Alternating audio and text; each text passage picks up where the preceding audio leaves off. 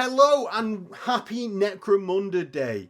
Welcome back to the Underhive. Today we are going to be going over Venators, the bounty hunters and best generic gang in all of Necromunda. If you want to create a gang that is down to your personal tastes, this is the list for you.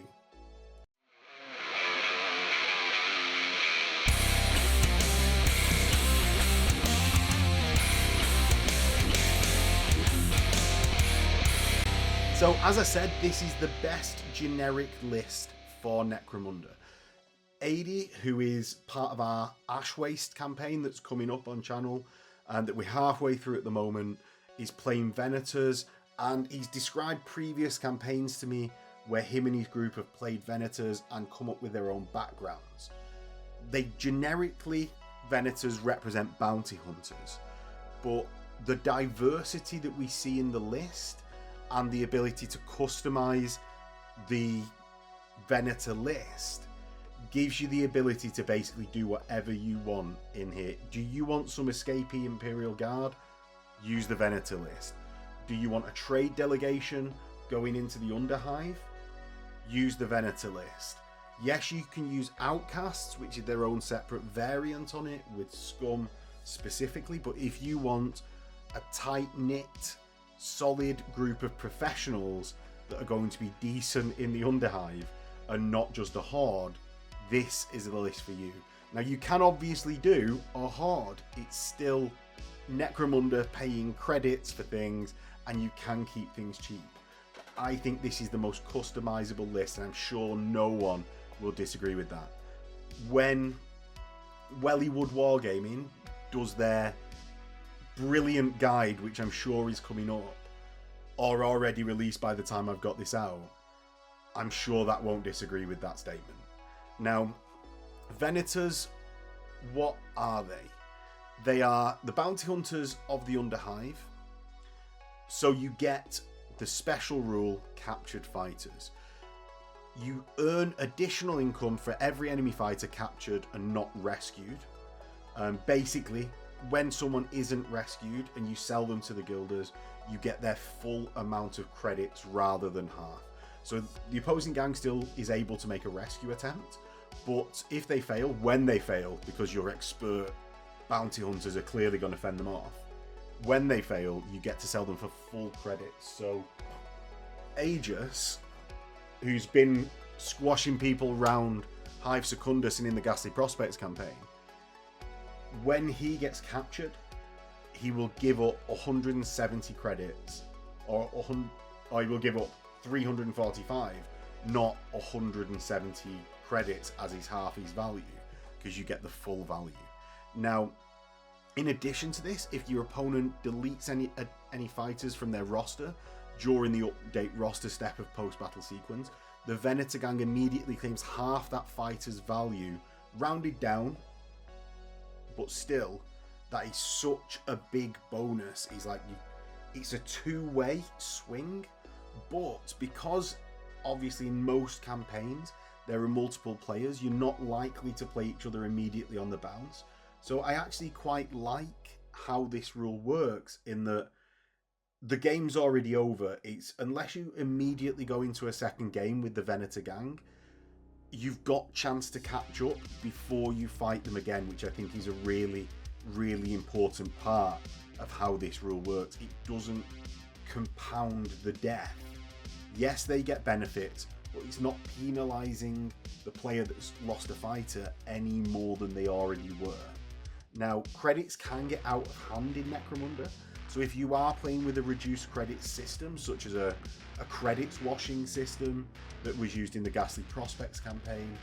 In fact, I'll upload the Ghastly Prospects credits washing to Patreon as a free file, just as a file hosting thing. So if you want to see a credits washing system like the old Necromunda or old Mordheim, which I've adapted to use gang rating, that will be in the Ghastly Prospects campaign book that you can find on Patreon for free. Just join, download it, then if you want, just leave the Patreon. Now, I should probably do a thing for the Patreon, but I've already mentioned it a few times. If you like this stuff enough, please go to the Patreon or YouTube membership stuff. there. So, additional tailoring of the Venator Gang will come in the skill access that they get as well. And actually, I think this is a bit enlightening as to how the game designers think of the house gangs and what skill access do you get. Because it's always been a bit of a head scratcher. Why the hell doesn't my, for example, Orlok leader get access to the bravado skills that my other champions get access to? Why are they not more Orlok than the other people? Well, I think it's because they're following this layout of how to set up a leader and champion. So essentially what you do is, for a gang, where at creation you make a list of skills and number them 1 to 4. So you'd pick the skills that most represent your gang at 1 and 2. And then 3 and 4 would be the secondary skills, right? Simple enough. Now your leader gets 1 and 2 plus leadership. Secondary is 3 and 4. So for example here, Orloks would get ferocity and savant off the top of my head. Let's double check that. Orloks are gonna get road captain savant. Yes, I know the list that I played for years. Right, so they get savant and ferocity. 3 and 4 being like shooting and something that I never ever take. Shooting and bravado and brawn. Right, so you get those. Now, champions are going to get 1, 2, and 3. So, as primary, and champions get the house gang skill as their primary.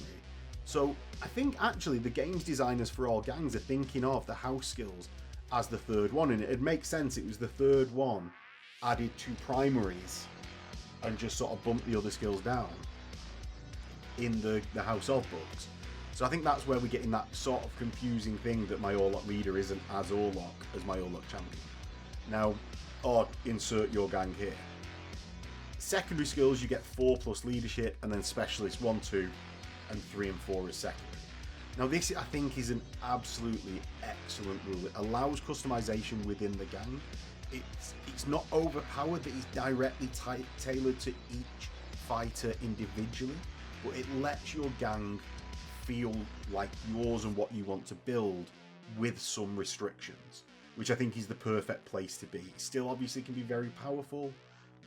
If you want to have like a generic, this is going to make it sound worse than I mean it, but a generic bounty hunter gang, I would say you want to go ferocity and shooting. I also think that's one of the best combos.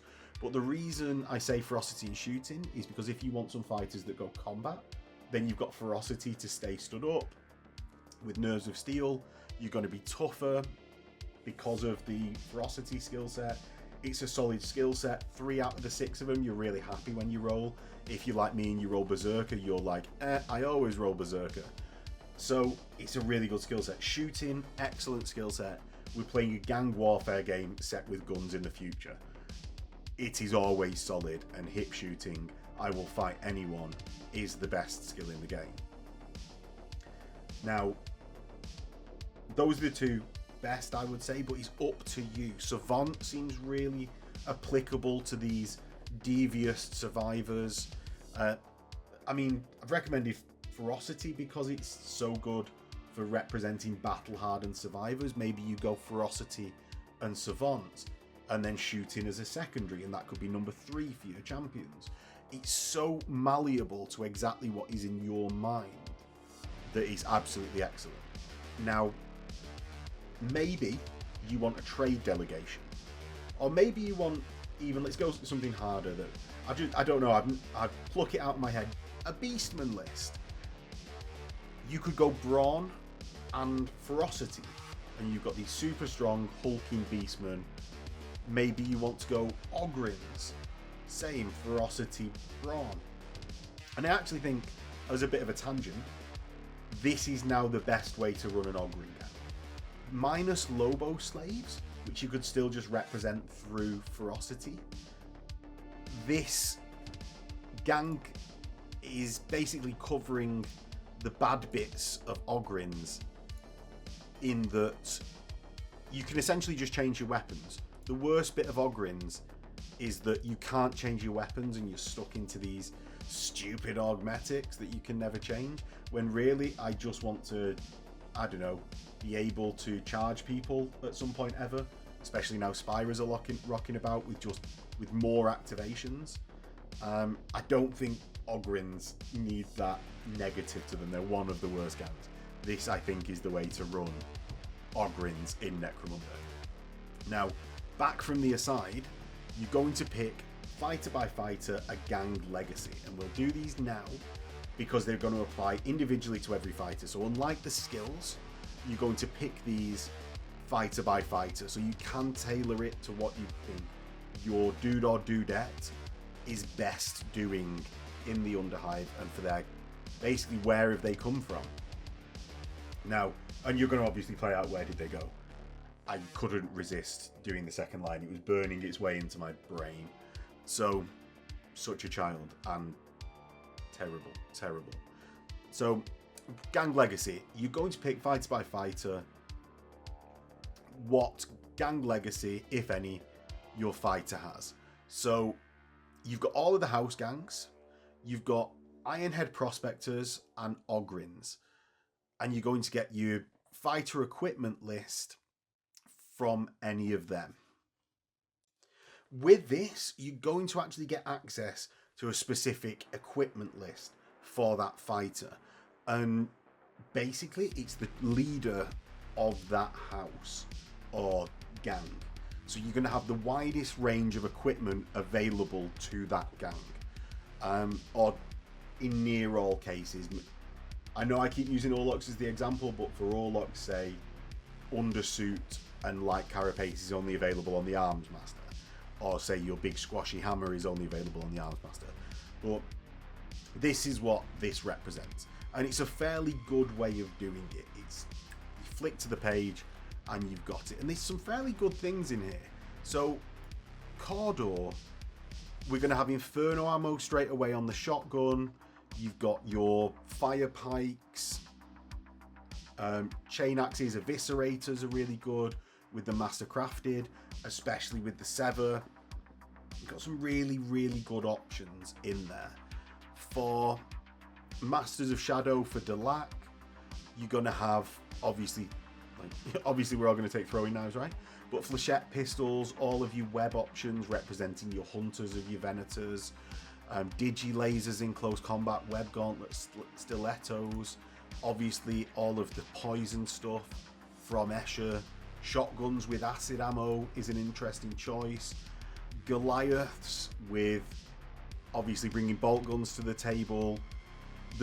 The stub gun plasma pistol making an appearance for Venators Gangs.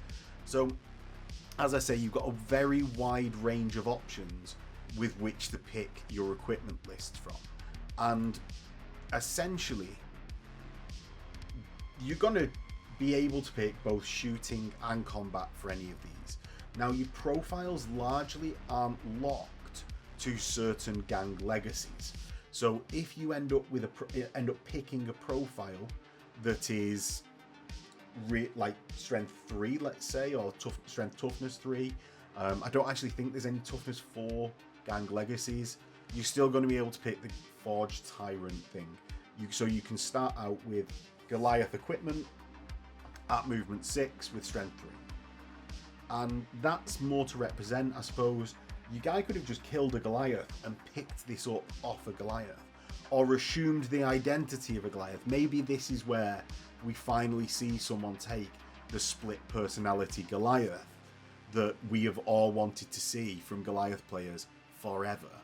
So maybe this is where we see this. But I really like that they picked the leader from the gang list. I think giving access to the trading post and then like giving a list of items from each of the fighters is a bit clunky. I like that they've just said pick the gang leader's equipment list from the books, and it keeps it concise in this rule set. You can also pick for champions and leaders status items and exotic beasts associated with the gang legacy. So the example given, Goliath gang leaders, gang legacy gang leaders can take a Sump Croc Orlocks will be able to take your Hound, your Cyber Mastiffs. Squat leaders will be able to take the little robots, fur cats, freshers, etc, etc. And I think it's a really characterful way of representing anything that can come into your head as a player. And I think this is where the list starts shining through already. Next up, we've got Venator Ratlings. So because we've not seen Ratlings before, all Ratlings are subject to the following rules.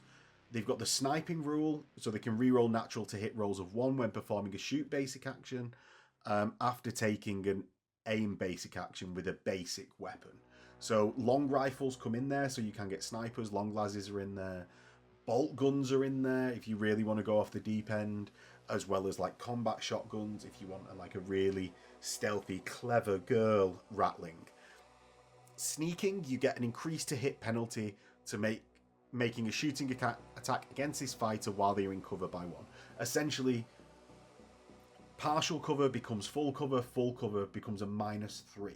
So even that tooled up Vansar champion or that Escher champion with a plasma cannon will be hitting on 5s instead of 2s, which is a massive, massive decrease. You finally get the slopping rule. Essentially, your fighter is a slopper, so roll a d6 for each fighter that's in recovery. On a 6, a constant supply of good food has helped them recover more quickly. The fighter's in recovery box is cleared and they're now available for the battle. So this can actually be combined with a slopper itself, so you can roll twice, and it makes your gang able to be much more reliable. I would recommend having at least 1 Ratling, and if you're really tasteful, I would take that combat shotgun for the clever girl Ratling. Finally, we get Beastman Venators, so no longer it's just Gore Halfhorn.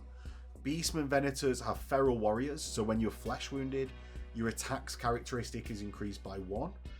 Sadly, it means that you're risking a skull before that happens. I would have liked to see it. If I'm really this is such a nitpick. Forgive me, please, because this is such a nitpick. I would have liked to see it on a wound or flesh wound, so you're not risking a skull to get an extra attack. Now, because I'm still wounded, right? Next, you get Friends on conditioning. So Beastman fighters never suffer any side effects when using Friends on, because they're so conditioned to being crop dusted in with Friends on when they're in the dropships of landers for the Imperial Guard or Assaulting Terror going, "Beast! Beast!" If anyone's listened to that audiobook, I bet some of you have. So that is the special rules of the gang. I think there's some absolutely brilliant ones in there. Like, it's all representative of bounty hunters very directly. But I think it's really good for representing even outcasts. I know we've got an outcast list, but for a more tight-knit gang of outcasts that maybe have been through some battles rather than just being some scum that works in a factory most of the time and then needs to defend their home. I think this list is so versatile, you can use it for anything. Now, next up, we're going to get into the fighter profiles. So the fighter profiles is a little bit weird. Now, we see some fairly decent credited house leaders. 120 for a hunt leader, house hunt leader, is incredibly standard, nothing to sniff at. You've got a choice of 4 profiles, and this is fairly representative across most of the gang. Not the actual profile values, but that we've got 4 of various levels of these strength, toughnesses, and movements mainly. So the first one is fairly standard. This is going to be your basic human that is standard across the board, and because of that, we see movement 5, which is standard seen across Scum, Orlocks, which are like the most basic of gangs, and other such things. You get weapon skill 3, ballistic skill 3, strength and toughness 3, 3 wounds, initiative 4, 2 attacks. Leadership cool, willpower, intelligence is 6, 5, 6, 6. It's very basic human stat line. Now, you're not going to go wrong with any of these stats. You've got 3s for your weapon skill, ballistic skill. So if you want to represent just a non-house related gang, or the least house related ganger you can, this is where to start. Next up, at movement 4, weapon skill, ballistic skill 3, strength 4, and weirdly toughness 3, with 2 wounds, initiative 3, 2 attacks. You've got 6, 6, 5, 5 for your soft scores. This is going to be a Goliathy leader. Now, why I say it's weird is that you're stronger, but you're only toughness 3. So you must have taken a few wounds on the way to this gang. It is a bit strange that you're not toughness 4, especially when you've got your Ogryn Hunt leader being toughness 5. But because in the spirit of Venators, I wouldn't be so far off thinking that you could just take a Beastman Hunt leader and you've got a very similar profile. Now, yes, you'll have the anger at getting wounded. I don't massively see that as a downside. You can't take any of the Goliath specific equipment, so out the window are stub plasma pistol combos and renderizers. But if you're not specifically tied to any of them, and you want that toughness to represent a Goliath, because it might not feel like a Goliath, I'd start at Beastman. If you want to have your house equipment like a Sunk Croc, go for this one. Go for this profile. Next up, we get another movement 4, weapon skill 4, ballistic skill 2, 3, 3 for strength toughness, 2 wounds, initiative 4, 1 attack, 5 leadership and cool, 6 willpower, 4 intelligence, and if you've not guessed it yet, this is a Vansar profile, or representative of. Finally, we get an Eshery profile of movement 6, weapon skill 3, ballistic skill 4, strength toughness 3, 2 wounds, 2 plus initiative, 3 attacks. So you're glass cannony, and your leadership 7, 6, 7, 6. I think it's a really good, concise way, much better than the previous Venator rules of doing this gang leader. Next, you've got the Ogryn Hunt leader, who is movement 5, weapon skill 3 plus, ballistic skill 5, strength toughness 5, 3 wounds, initiative 3, 3 attacks, and is a really solid option when compared to the actual. Where is House of Chains? Where is House of Chains? Oh no, he's lost it. He's only lost it. I'm just going to compare this to the actual Ogryn leader, so we'll get there. The stats 3, 5, 5, 5, 3, 3, 3. 3, 5. Yeah, it's the same. It is the same. And it's 8, 5, 9, 8. 8, 5, 9, 8. It is the same. So with my point of saying this is where Ogryns could come in as an Ogryn gang, this is the profile of an Ogryn leader. There is no downside to taking your list in the profile of that. As I said, you won't get in Lobo slaves, but what you can do is switch out your weapon. So you can finally have a grenade launcher to use your Bullgrins with grenade launchers. You can have your Ripper guns on your Ogryns here, so you can have what's he called? Mad Dog, the Ogryn that used to be the bodyguard. Maybe it's his sort of thing. The most loyal Ogryns around. Maybe that is where you get your Venators here. But I think it's a really good way to play them. Squats. We've got weapon skill, ballistic skill 3, and I'm not going to do this for all of the gang. I'm just giving a representative of it.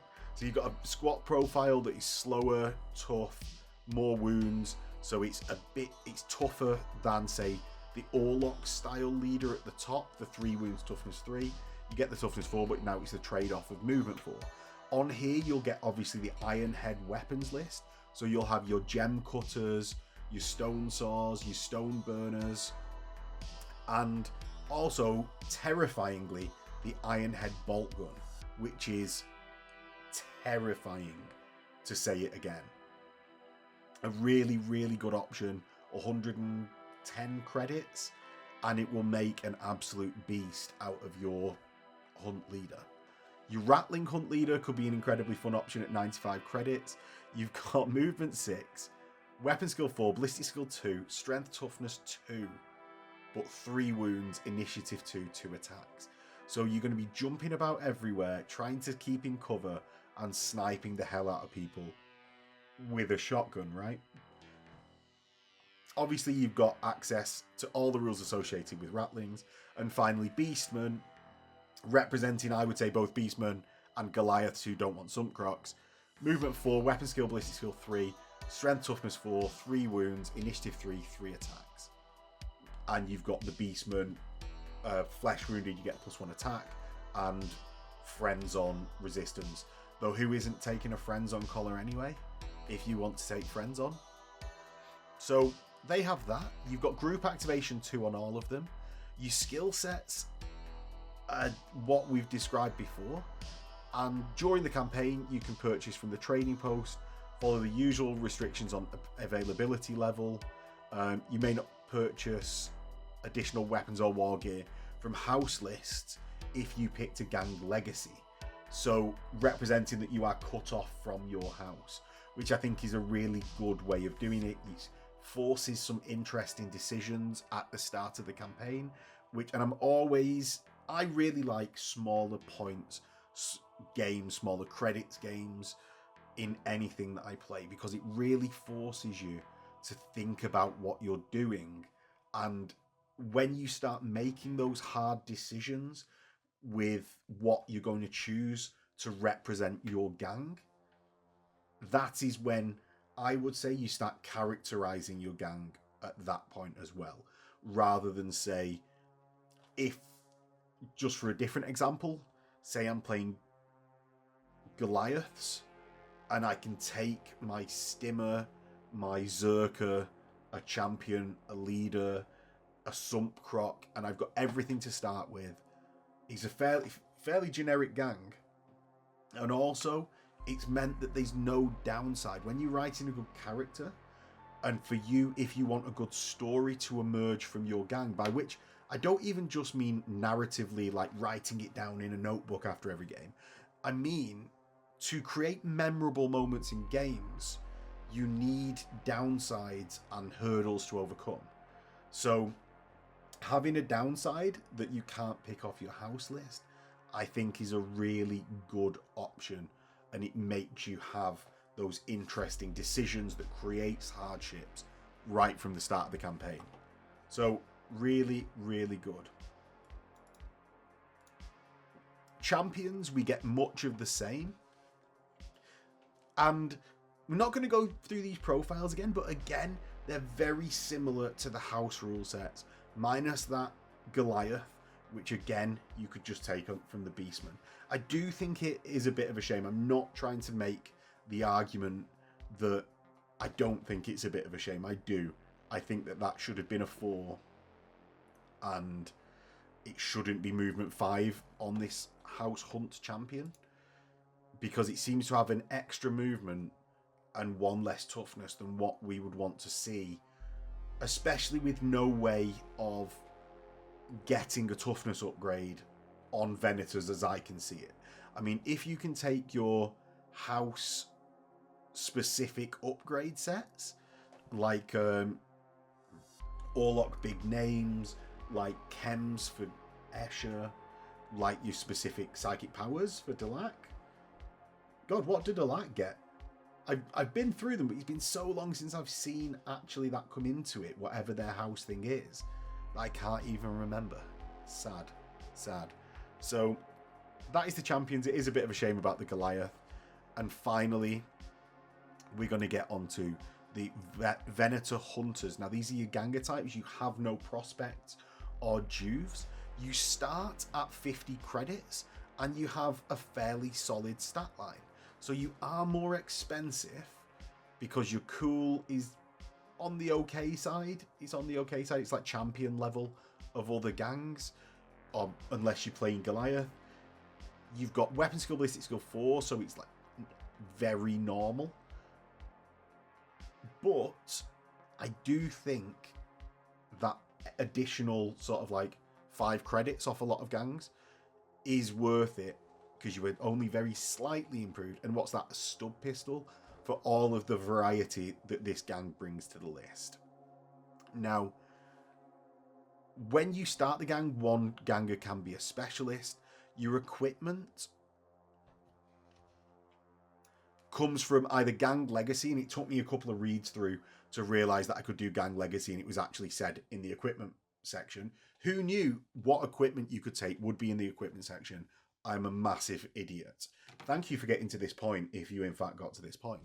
Or you can take from the trading post with availability common or rare 8 or less, and that's really nice. It allows you to start with additional war gear that your trade delegation has been given by their benefactors, that your bounty hunters have accrued over their time fighting in the Underhive and tracking down bounties. And it's really, I think the actual list is, as I said at the start, I think it's a solid list minus that Goliath thing. I think there's ways to work around it because the list simply is so adaptable. I think it has downsides within itself, but I don't think they're necessarily terrible downsides. I think they're downsides that add character to your gang. I don't even think they're that big of downsides, in that you can't upgrade house war gear across the campaign. Now, I usually give an example of lists for this, and I'm not going to, because a little bit it just ends up me giving some examples of the most horrible, wacky lists that people can create. And I also don't want people to go away thinking, oh, this is the way to play Venators, because the core of this list is you can do what you want.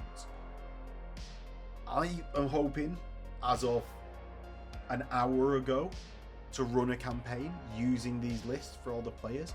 If you want to see that, please do let me know, because I would really like to know what content to produce. So if you want to see that, Necromunda, Sump Wars, driving about on boats, I'm thinking, with all of our gangers trying to, or our Venators, representing different interests, trying to found a new settlement in the Outlands as Venator Gangs' vested interests.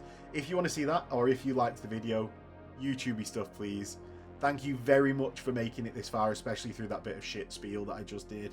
And I'll see you next time. In a bit.